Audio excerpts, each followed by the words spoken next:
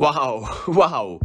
I still can't believe what I just watched. I was stressed, and I'm not even a fan of one of these teams. That was one of the most incredible, just jaw-dropping endings I have seen to a game ever. So I'm sending a lot of love to the Heat fans out there. Keep the faith, guys. I know it's tough. I know it's tough. I've been there with the finals 2016. Let us not get there. But there is still game 7 and anything can happen. But let us start with the ending, as you just saw, where there are a lot of discussions to be had about the clock, where, the referees gave it 3 seconds on the clock, even though it felt like it should have been like 2.5, 2.6, 2.7, which in the end would have made a huge difference. But what can you do? They knew they had 3 seconds on the clock, but it's rough. And I was slightly confused, and it's understandable that it's understandable if you are upset with that, because I would be livid if it was against the Warriors, that's for sure.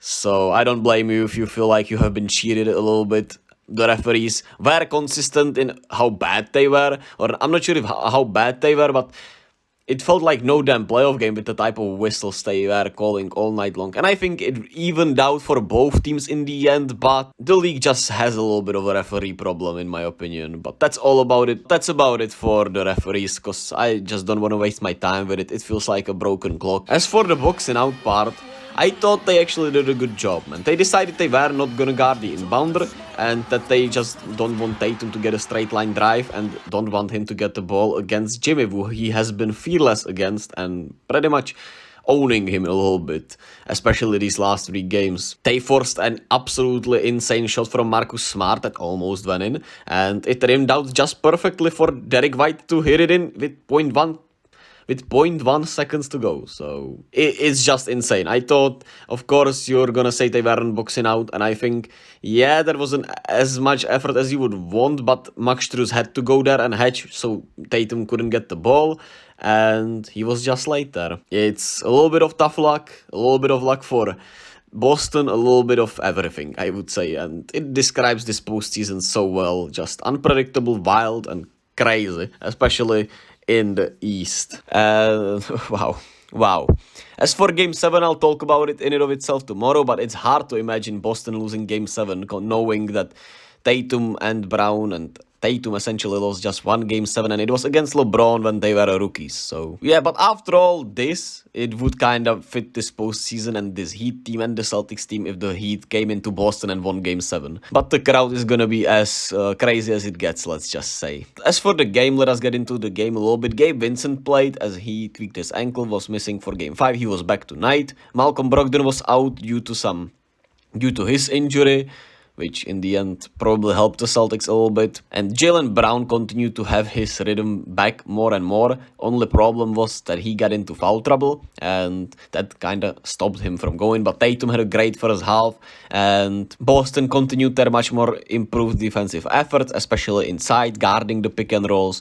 And even though Miami was shooting lights out and the Celtics weren't, they were still able to have a good lead in the first half. And if not for a poor ending to that second quarter, they would have had a 10-point lead at the half, despite shooting poorly and Miami shooting lights out. Miami was not able to create anything inside the paint area, and Jimmy and Bam playing they did not play great. But it was a lot about Boston, who just looks more comfortable out there, despite not shooting well. They were creating great looks, were more creative to the basket, making the refs call the whistle. They were, selling the fouls much better. And then I liked that they went into isolations in the post for Tatum a lot. It was against Jimmy mostly, and he absolutely cooked him. Then you also went to Horford a little bit.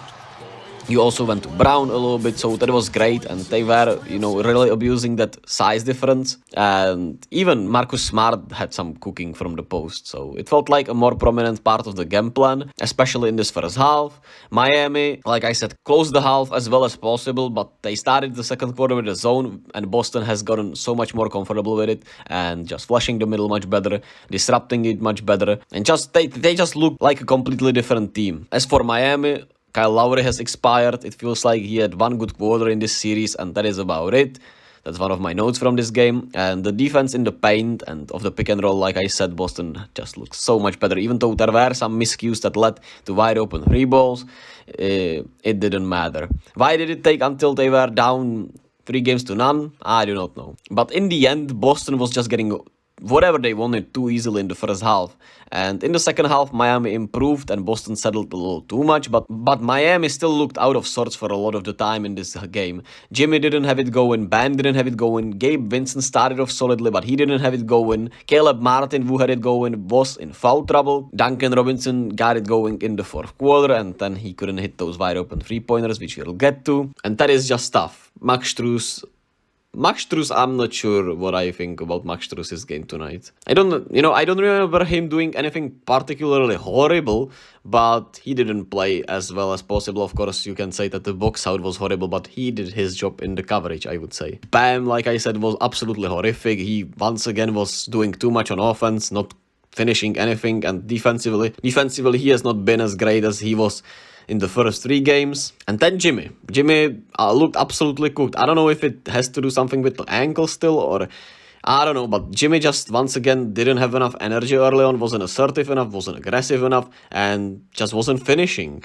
He missed some bunnies, he wasn't able to get to his mid-range, and Tatum has been defending him really well. Overall, the bigs have done much better jobs, even though he still is mismatch hunting.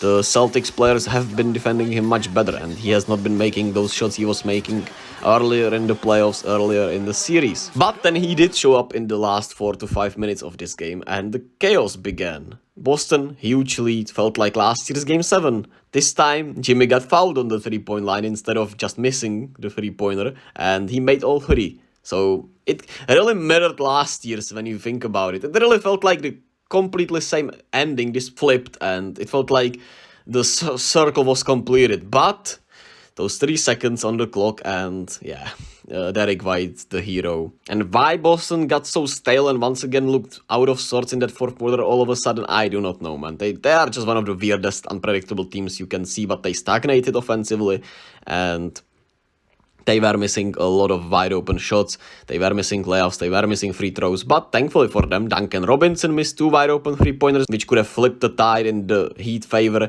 which does not help that there were so many missed free throws also. And that ending was just insane, man. It was just a jaw-dropping ending. Madness. One of the craziest ending ever.